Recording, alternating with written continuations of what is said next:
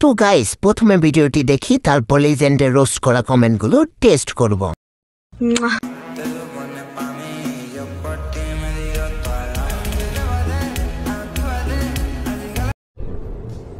ये क्या है?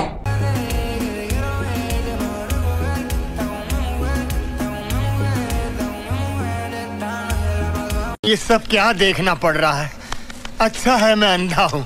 तो चलिए शुरू करते हैं। রোবট নিয়ে পাট খেতে।